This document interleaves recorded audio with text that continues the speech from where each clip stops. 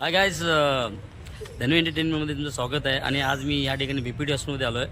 आणि आज खरंच मला खूप आनंद होतो की आज तुम्हाला अशी माहिती भेटणार आहे की ते डायबिटीज इलाज भेटलेला आहे. असं रामबाण इलाज नमस्कार, मी बापू रामचंद्र कांबळे.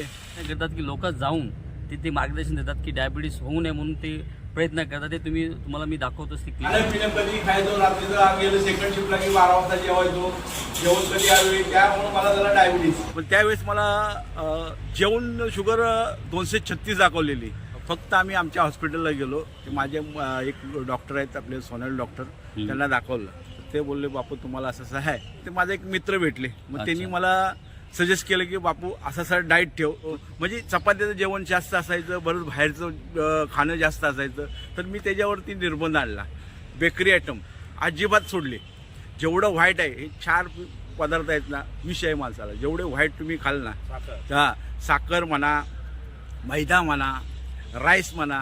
मग तुम्ही सकाळी चाला, कुठलाही व्यायाम करा जो अंगातून घाम आला पाहिजे. कोणताही चालणं असू द्या, फिरणं असू द्या, एक्सरसाइज, व्यायामशाळेत जावा. त्यातून तुम्ही स्वतः सक्सेस व्हा. त्यातून काही घाबरायचं नाही. 126 वरनं 103 वर आलोय मी.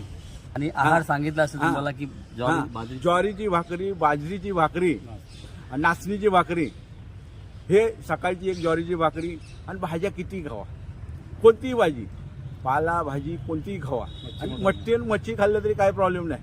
आपण काय मच्छी मटण रोज खाणारी माणसं नाही. आठवड्यात एखादा खातोय, पण खा.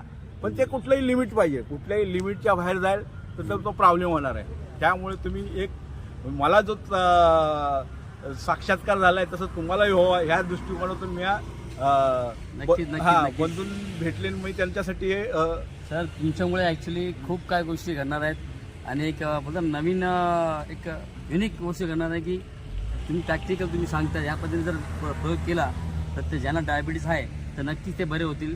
आणि मलाही आशा आहे की जे माझे बघणारे आहेत, जे मित्र आहेत, बंधू आहेत, तर त्यांनी हे जे साहेब जे बोलले ते ऐका आणि त्यानुसार वागा, ते नियम पाळा.